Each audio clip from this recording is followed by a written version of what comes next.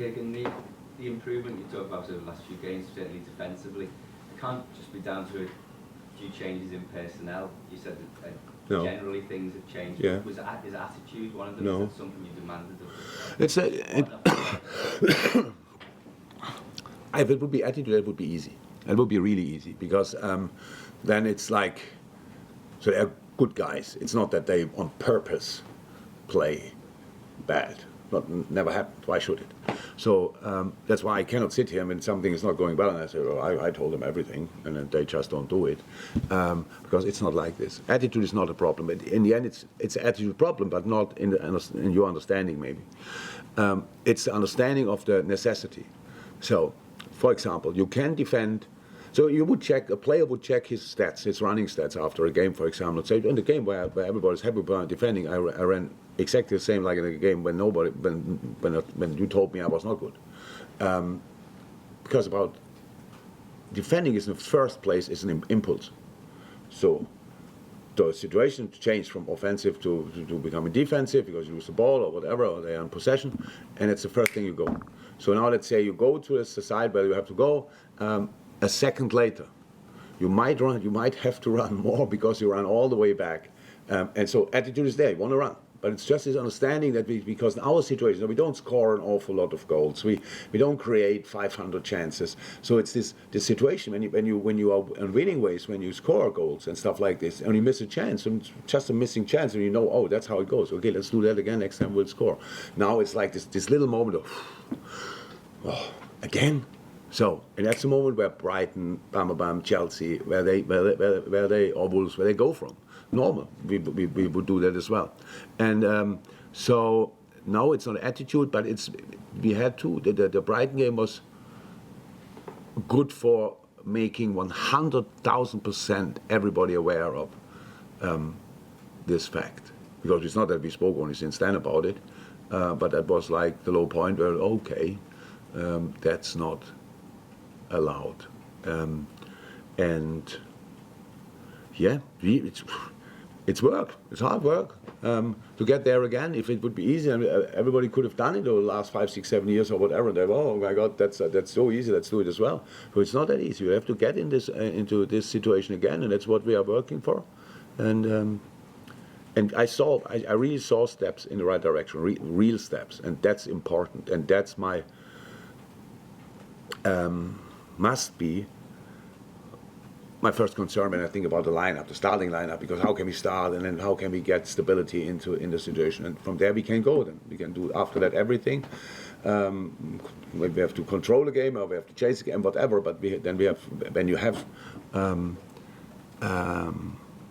players on the bench, that's then you can do that. But it's really important that we have stability from the first second. And we are a pressing team. We cannot sit deep and let them come.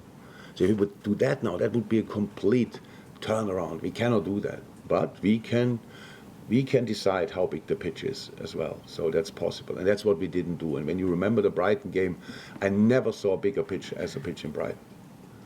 Like horrible. Because we came always late and passed through, and then it was like, where are we? Last time dropping, but because they only dropped because we didn't been a challenge in up front or in midfield. Up front or defending, midfield late, last line deep, bam, massive pitch, and that's what Brighton used. And that's how many counterattacks did they have? How many balls did we give them? So these things, how said Brighton did really well that day, but there were a lot of moments where we had a proper hand in their good situations. Paul? Yeah, what's your view on Mo at the moment? I mean, the lack of continuity in the forward line is obviously a big problem. I think you've got staff, for example, Diaz, Nunes and Salah have played 343 minutes this season, been on the pitch together. So do you think Mo's suffering from the constant changes? Oh yeah, of course. The suffering. So yeah, of course. So, but it was a well-drilled machine, the front three. So everything was clear what we are doing, stuff like this. Now we have, and I didn't know how many minutes. They had minutes together, Jota and Diaz, Darwin and Mo. just 343 minutes. So, and Diogo was not even in that combination probably, and Bobby and stuff like. So yeah, not helpful. Not helpful. Yeah, everybody suffers from that. That's clear. So I said the offensive play is individual quality, but it's a lot of work, a lot of information, how to move, and not obvious information like tell you down there. It's like you create a feeling about the things. You know where your teammate is and where you can pass the ball, no look, or whatever these kind of things. That's completely. And yes, of course, that's not cool, but. That's why I say we cannot expect just to be back to our best and win 5-0 and go to the next game. We have to work hard. Nobody wants to hear it, but we have to do it. And then in 2-3 weeks, a couple of better other options are back again. So there are more options then and can mix it up. So now we have, with Cody, obviously a really important asset, again, like a connector. He can play the wing, but he can play in the center as well.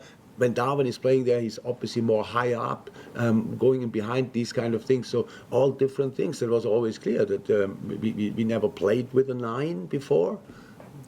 Even when Sadio played on the position, he was dropping in these moments. But that's not Darwin's game, so he wants to have other balls, and he's a handful there. And it's all good if they would all be in, and you can build there something, but we couldn't do that yet. And Most sort of learning. So you're having to learn different way of playing in a sense, or is that? look, it's every week we start a new chapter if you want. Now we talk about Mo Salah. I don't know if that's the start of a discussion or an end of a discussion. I have no idea. But if you would be in Mo's boots and he scored, I don't know how many hundreds of goals in the last few years, and you don't score, it's the first thing you think about is scoring. But that's not our problem in the moment. It's okay. I'm happy he scores one. And in the other game, another one scores one, and we have a clean sheet and we have points. So, but of course, it's like this. It's like everything. Then we started the season. I think we started the season probably with Harvey in the half position there.